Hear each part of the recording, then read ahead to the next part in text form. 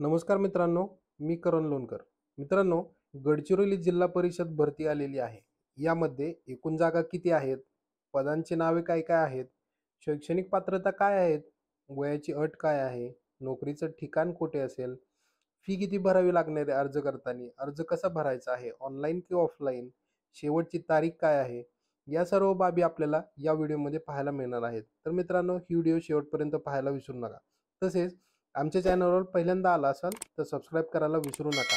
आमच्या नवनवीन अपडेट मिळवण्यासाठी आमच्या टेलिग्राम आणि व्हॉट्सअपची लिंक आम्ही डिस्क्रिप्शन बॉक्समध्ये तुमच्यासाठी दिलेली आहे. तर ती तुम्ही जॉईन करून ठेवू शकता. तर मित्रांनो, चला व्हिडिओ सुरू करूया. मित्रांनो, हे पहा, जे तुम्हाला दिलेलं आहे याच्यामध्ये काय आहे, जिल्हा परिषद गडचिरोली कंत्राट शिक्षक भरती जाहिरात. आता ही जाहिरात कधीची आहे, केव्हाची आहे, काय आहे, याच्याबद्दलचा हा पूर्ण व्हिडिओ आहे. तर मित्रांनो, हा व्हिडिओ पाहायला विसरू नका. पूर्णपणे हा व्हिडिओ शेवटपर्यंत ही जाहिरात पहा. त्याच्यामध्ये तुम्हाला काय काय दिलेलं आहे, बऱ्याच गोष्टी दिलेल्या आहेत. तर त्याच्यामध्ये काय काय मेन्शन आहे ते या गोष्टी तुम्हाला याच्यामध्ये दिलेल्या आहेत.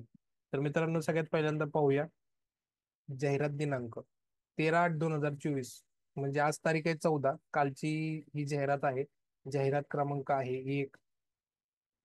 आता याच्यामध्ये काय काय दिलेलं आहे तर हे आपण इथल्या रकान्यामध्ये वाचून घेऊया. शालेय शिक्षण विभाग मंत्रालय मुंबई यांचे पत्र दिनांक 15 जुलै 2024 अनुषंगाने शासन पत्रानुसार पेसाप क्षेत्रातील शाळांमध्ये नियमित शिक्षकांची भरती होईपर्यंत तात्पुरत्या स्वरूपात कंत्राट पद्धतीने नियुक्ती देण्याबाबत आवश्यक ती कार्यवाही करण्याबाबतच्या सूचना माननीय आयुक्त शिक्षण महाराष्ट्र राज्य पुणे यांनी दिनांक 19 जुलै 2024 चे पत्रान्वये दिलेले आहेत. सदर शासन पत्रातील निर्देशांच्या अनुषंगाने विविध टप्प्यानुसार केलेल्या कार्यवाही अंती प्राप्त आवेदन पत्राच्या आधारे नियुक्तीची कार्यवाही करण्याचे अधीन राहून उर्वरित शिल्लक रिक्त पदाकरिता शासन पत्रातील टप्पा क्रमांक 3 नुसार अनुसूचित जमाती प्रवर्ग व अन्य कोणत्याही प्रवर्गातील शिक्षक पदासाठी पात्रता धारण करणारे उमेदवारांकडून पेसा क्षेत्रातील शिक्षकांच्या रिक्त पदावर अगदी तात्पुरत्या स्वरूपात कंत्राटी तत्वावर नियुक्ती देण्यात खालील अटी व शर्तींच्या अधीन राहून याद्वारे आवेदनपत्र मागविण्यात येत आहे. सदर नियुक्तीकरिता आवश्यक शैक्षणिक व व्यावसायिक अर्हता अटी व शर्ती तसेच इतर आवश्यक दस्तऐवज संबंधी खाली तपशील दिलेला आहे. म्हणजे याच्यामध्ये काय सांगितलेलं आहे की यांनी जो हे काढलेला आहे, जी आर काढलेला आहे, तर त्याच्याबद्दलची माहिती यांनी दिलेली आहे. आता याच्यामध्ये काय काय आहे तर सगळ्यात पहिला महत्वाचा पार्ट येतो तो म्हणजे शैक्षणिक अर्हता. आता शैक्षणिक अर्हता काय आहे मित्रांनो, किमान शैक्षणिक अर्हता आणि व्यावसायिक अर्हता काय दिलेली आहे त्यांनी, तर त्याच्यातला नंबर अ जो आहे तो अ इथं पाहूया आपण. इथे पहा, 1ली ते 5वी करिता HSC म्हणजे 10वी, B.Ed, D.Ed, DTED, TCH, TET, CTET paper एक उत्तीर्ण, शिक्षण अभियोग्यता व बुद्धिमत्ता चाचणी 2022 त्यात उत्तीर्ण. हा 1ली ते 5वी करिताचा अभ्यासक्रम आहे, दिलेला आहे. त्याच्याबरोबर 6वी ते 8वी साठी काय तुम्हाला, म्हणजे जर तुम्ही त्याला अप्लाय करत असाल तर काय तुम्हाला गरजेचं आहे, तुमची पदवी महत्वाची आहे. B.Ed, DELED, DTED, TCH किंवा B.Ed, BA.ED, BSc.ED, TET, CTET paper 2 उत्तीर्ण, शिक्षण अभियोग्यता व बुद्धिमत्ता चाचणी 2022 टॅट उत्तीर्ण. टीप शिक्षक अभियोग्यता व बुद्धिमत्ता चाचणी टॅट उत्तीर्ण उमेदवारास पुरेशा प्रमाणात उपलब्ध न झाल्यास अट शिथिल करण्याचा विचार करण्यात येईल. म्हणजे जर तुमचं टॅटचं प्रमाणपत्र जे आहे ते उपलब्ध जर नाही झालं तर मात्र तुम हे जे काय आहे, म्हणजे ही जी अट दिलेली आहे त्यांनी टॅटची तर ती रद्द करण्यात येईल. आता ह्याच्यामध्ये अजून काय दिलेलं आहे तर त्याच्यानंतरचा मेन मुद्दा येतो तो म्हणजे वयोमर्यादा. इथे बघा 3 नंबरला तुम्हाला वयोमर्यादा दिलेली आहे. वयोमर्यादा ही अशा पद्धतीची आहे, म्हणजे तुम्हाला 3 मध्ये वयोमर्यादा आहे. किंवा जाहिरातीमध्ये नमूद पदाकरिता जाहिरात प्रसिद्धीचे दिनांक उमेदवाराचे किमान वय 18 पेक्षा कमी व 40 वर्षापेक्षा जास्त नसावे. मागासवर्गीय दिव्यांग उमेदवाराच्या बाबतीत कमाल वयोमर्यादा 45 वय वर्ष राहील. आता मानधन सगळ्यात महत्वाचं म्हणजे सर्वांसाठीचाच अपेक्षेचा प्रश्न तो म्हणजे मानधन. तर मानधन तुम्हाला काय दिलेलं आहे याच्यामध्ये, तर तुम्हाला मानधन दिलेलं आहे शासन पत्र दिनांक 7/7/2023 अनुसार दरमहा रुपये 20,000 एवढं मानधन अन्वये राहील. म्हणजे तुम्हाला 20,000 एवढं मानधन मिळण्यात येईल.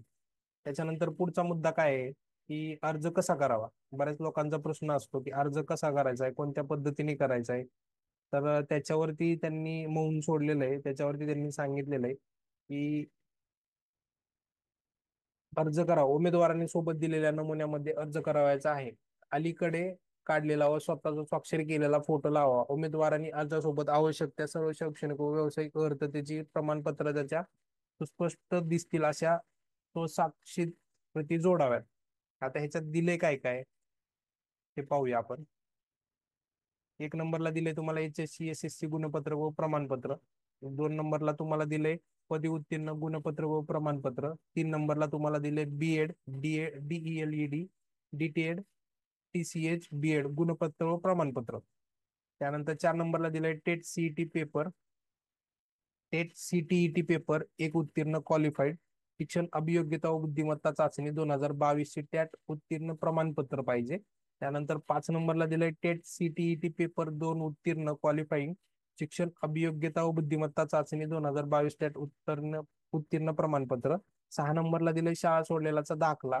आणि 7 नंबरला दिलंय तुम्हाला स्थानिक अनुसूचित जमातीचा उमेदवार असल्यास पैसा क्षेत्रातील रहिवास प्रमाणपत्र जोडण्यात यावे. म्हणजे या गोष्टी तुम्हाला दिलेल्या आहेत. अजून तुम्हाला खाली काय दिलेलं आहे, निवडणूक कार्यपद्धती कशी आहे. तर निवडणूक कार्यपद्धती मित्रांनो,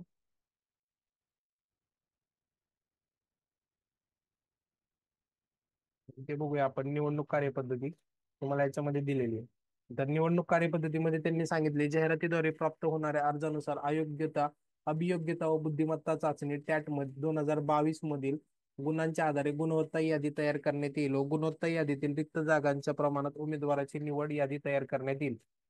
त्याच्यानंतर अजून काय दिलेलं आहे, अर्ज कसा स्वीकारायचा आहे. तर अर्ज स्वीकारण्यासाठी नोंदणीकृत रजिस्टर पोस्टाने अर्ज पाठवताना लखोट्यावर कंत्राटी शिक्षण या पदासाठी अर्ज असे ठळक अक्षरात लिहिणे आवश्यक आहे. पोस्टाने पाठवलेले अर्ज शिक्षणाधिकारी प्राथमिक जिल्हा परिषद गडचिरोली यांचे नाव दिनांक 27/8/2024 रोजी सायंकाळी 5:15 वाजेपर्यंत किंवा तत्पूर्वी मिळतील अशा बेताने पाठवावीत. त्यानंतर प्राप्त झालेल्या अर्जाचा विचार करण्यात येणार नाही. तसेच पोस्टाचे विलंब झाल्यास हे कार्यालय जबाबदार राहणार नाही. शिवाय उमेदवाराने स्वतः पूर्ण भरलेला अर्ज शिक्षणाधिकारी जिल्हा परिषद गडचिरोली यांचे कार्यालय 27/8/2024 पर्यंत सकाळी 10 ते सायंकाळी 6:15 स्वीकारण्यात येतील. म्हणजे तुमचे जे काय अर्ज आहेत तर ते अर्ज त्यांनी क्लिअरली सांगितलेले की ते अर्ज तुम्हाला पोस्टाने पाठवायचे. म्हणजे बऱ्याच लोकांचा प्रश्न असतो ते ऑनलाईन आहेत का किंवा काय आहे का. तर हा क्लिअर ऑफलाईन फॉर्म आहे. ऑफलाईन पद्धतीने तुम्हाला तो भरायचा आहे. 8 नंबरला काय दिले, अर्ज का नाकारण्यात येईल. तर त्यातला एक दिलेला आहे, वरील अनुक्रमांक 1 मधील विहित पात्रता धारण न करणाऱ्या उमेदवाराचे अर्ज, मजकूर अपूर्ण व चुकीचा भरलेला अर्ज, स्वाक्षरी नसलेला अर्ज, आवश्यक शैक्षणिक व अर्थता प्रती जोडले नसतील तर, किंवा 4 नंबरचा विहित मुदत प्राप्त झालेला नसेल तर. म्हणजे तुम्ही तुमच्या मुदतीच्या नंतर जर पाठवला असेल तर पण अर्ज तुमचा रद्द होऊ शकतो. म्हणजे अशा गोष्टी तुम्हाला याच्यामध्ये दिलेल्या आहेत मित्रांनो. हा अशा पद्धतीचा इथे बघा, हा अशा पद्धतीचा तुमचा फॉर्म आहे. हा फॉर्मचा नमुना आहे. त्याच्यामध्ये तुम्हाला दिलेले बघा कंत्राटी शिक्षण पद्धतीचा अर्जाचा नमुना. इथे तुमचा फोटो दिलेला आहे. इथे तुम्हाला फोटो लावायचा आहे. आपण कोणाला पाठवते त्याचं नाव दिलेलं आहे. इथं काय विषय आहे तो दिलेला आहे. त्याच्यानंतर त्यांचे किंवा पतीचे, मॅरिड असेल एखादी लेडीज तर ती पतीचे नाव येईल. आणि तुम्ही स्त्री आहात की पुरुष आहात या गोष्टी तुम्हाला याच्यामध्ये दिलेल्या आहेत.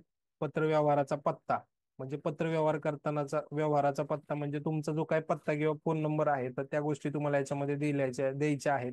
त्याच्याबरोबर अजून काय द्यायचंय तुम्हाला, इथे बघा खाली तुम्हाला 3 नंबरला दिलेलं आहे, अर्जदाराचा कोणत्याच प्रवर्गात आहे. म्हणजे जो कुठल्या प्रवर्गात आहे तुमचा, अनुसूचित जाती, अनुसूचित जमाती, विभाज,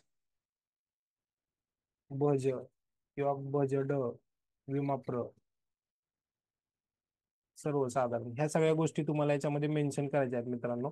त्याच्यानंतर तुम्हाला 4 नंबरचं काय दिलेलं आहे की मागासवर्गीय असल्यास जात, म्हणजे मागासवर्गीय आहे तर कुठल्या जातीचा आहे. अनुसूचित जमातीमधील उमेदवारास पैसा क्षेत्रातील रहिवासी आहेत का नाही ते लिहायचंय, हो किंवा नाही. त्यानंतर अर्जदाराची जन्मतारीख शालांत प्रमाणपत्राप्रमाणे, म्हणजे जी कुठली तुमची जन्मतारीख आहे शालांत पत्राप्रमाणे, म्हणजे तुमचं जे त्याला आपण काय म्हणतो, जे LC असतं त्याच्यावर जी तारीख आहे त्यामध्ये तारीख आहे, महिना आहे आणि वर्ष आहे. तर या गोष्टींनुसार तुम्हाला ते मेन्शन करायचं आहे मित्रांनो. त्याच्यानंतर इथे तुम्हाला अजून एक दिलेलं आहे बघा, की जाहिरातीच्या तारखेच्या वेळेचं उमेदवाराचं वय हे खूप महत्वाचं आहे. जर ह्या वयाच्या अटीमध्ये जर तुम्ही बसत नसताल तर तुम्ही डिस्क्वालिफाय होणार. त्यानंतर अर्जाची शैक्षणिक अर्हता, अर्जदाराची शैक्षणिक अर्हता म्हणजे तुमचं शिक्षण काय आहे. तर या गोष्टी तुम्हाला दिलेल्या आहेत मित्रांनो. त्याच्याबरोबरच इथे बघा, एवढा मोठा असा तुम्हाला एक बॉक्स दिलेला आहे. त्याच्यामध्ये तुम्हाला काय काय दिलेलं आहे, शैक्षणिक पात्रता, उत्तीर्ण वर्ष म्हणजे कुठल्या वर्षी तुम्ही पास झाला, कुठलं विद्यापीठ होतं, एकूण गुण, तुम्हाला मिळालेले गुण आणि टक्केवारी.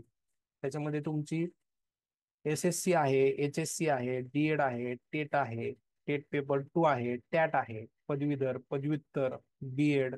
अजून काय तुमचं शिक्षण वेगळं असेल, अजून वेगळी माहिती असेल तर ती दिलेली तुम्हाला याच्यामध्ये. तर एवढ्या सगळ्या गोष्टी मित्रांनो याच्यामध्ये तुम्हाला दिलेल्या आहेत.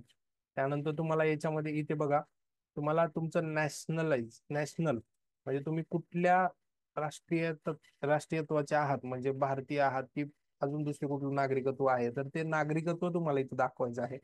त्याच्यानंतर तुम्हाला बघा, 2 नंबर 10 नंबरला तुम्हाला दिलेलं आहे इथे, महाराष्ट्राचा मूळ रहिवासी आहात का, म्हणजे महाराष्ट्राच्या बाहेरचा आहात का महाराष्ट्रातला आहात, जन्म तुमचा महाराष्ट्रात आहे की महाराष्ट्राच्या बाहेर आहे.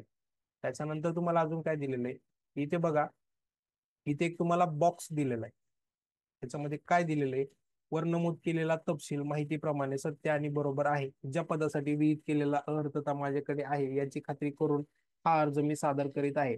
मी आणखी असेही प्रमाणित करतो की वर दिलेली माहिती खोटी अगर चुकीची आढळून आल्यास नियुक्ती रद्द करण्यात येईल व त्या अनुषंगाने होणाऱ्या कारवाईस मी पात्र राहील. याबाबत माझी कोणतीही तक्रार नाही. समजा हा जो कुठला अर्ज तुम्ही आता भरताय, तर त्या अर्जामध्ये जर चुकून समजा काही माहिती चुकीची असेल तर ते पूर्णपणे तो अर्ज बाद राहील आणि त्या अर्जानंतर तुमच्यावर जी कारवाई होईल त्याला तुम्ही पूर्णपणे जबाबदार राहताल, असं त्यांचं म्हणणं आहे. अशा पद्धतीचा हा मित्रांनो फॉर्म होता. तुम्हाला अजून काही माहिती हवी असल्यास बिनधास्तपणे तुम्ही मला कमेंट करू शकता. आणि ही व्हिडिओ आपल्या सर्व शिक्षक मित्रांपर्यंत पोहोचवा, त्यांना शेअर करा, जेणेकरून त्यांना या जाहिरातीचा फायदा घेता येईल. त्याबरोबरच मित्रांनो, आमच्या चॅनलवर पहिल्यांदा आला असाल तर सबस्क्राईब करायला विसरू नका. जय हिंद, जय महाराष्ट्र.